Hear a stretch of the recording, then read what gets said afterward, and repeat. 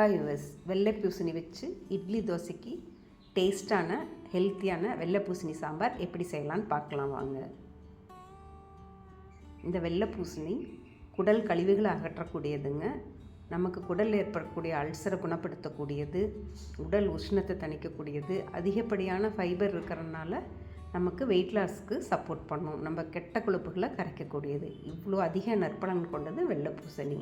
அதை வச்சு இந்த டிஃபனுக்கு சூப்பரான சுவையான சாம்பார் எப்படி ரெடி பண்ணலான்னு பார்க்கலாம்.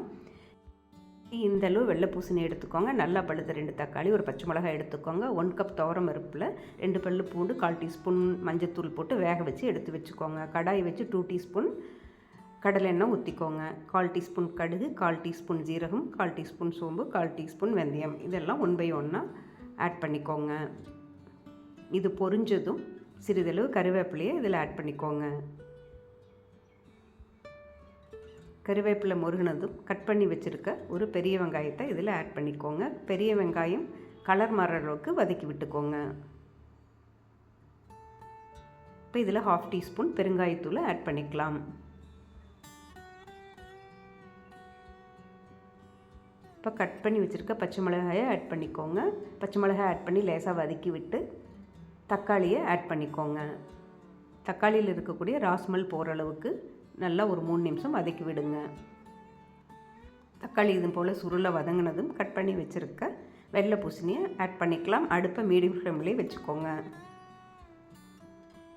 வெள்ளை பூசணி ஆட் பண்ணி ஒரு 2 நிமிஷம் நல்லா இது போல் வதக்கி விடுங்க. பூசணியில் நீர் இருக்கும், அந்த நீர் நல்லா வதக்கி விடையில் ரிலீஸ் ஆகும். ஸோ ஒரு 2 நிமிஷம் நல்லா வதக்கி விட்டு உப்பு ஆட் பண்ணி மூடி போட்டு ஒரு 2 நிமிஷம் விட்டுடுங்க. அப்படியே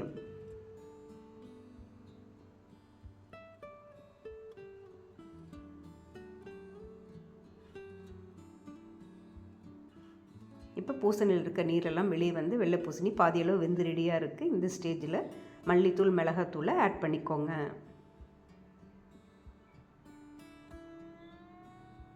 இப்போ இந்த ஸ்டேஜில் நம்ம சாம்பார் பொடியை ஆட் பண்ண மாட்டோம். சாம்பார் பொடியை கடைசியாக தான் ஆட் பண்ணுவோம். இப்போ பொடிகளோட ராஸ்மல் போகிற அளவுக்கு ஒரு 2 நிமிஷம் இது போல் வதக்கி விட்டு இப்போ 1/2 கப் வாட்டர் ஆட் பண்ணிக்கோங்க. இப்போ இது நல்லா ஒரு 4 நிமிஷம் கொதி வரட்டும்.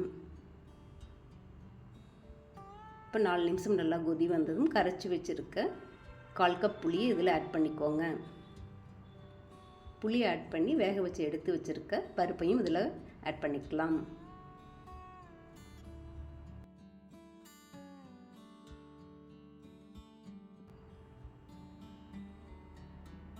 தேவையான சால்ட்டு செக் பண்ணி பத்தலைன்னா போட்டுக்கோங்க. இப்போ இது நல்லா கலந்து விட்டு ஒரு 2 நிமிஷம் கொதிக்க விடுங்க. இப்போ நம்ம சாம்பார் ரெடி ஆயிடுச்சு. இப்போ இந்த ஸ்டேஜில் சாம்பார் பொடி ஆட் பண்ணிக்கலாம். சாம்பார் பொடியை கடைசியாக ஃபைனலாக ஆட் பண்ணும்போது ஃப்ரெஷ்ஷான ஒரு ஃப்ளேவரோட ரொம்பவே டேஸ்ட்டாக இருக்கும் சாம்பார். சாம்பார் பொடியை முன்கூட்டியே ஆட் பண்ண வேண்டாம், கடைசியாக ஆட் பண்ணிக்கோங்க. அது நல்ல ஒரு வாசனையை கொடுக்கும் சாம்பாருக்கு.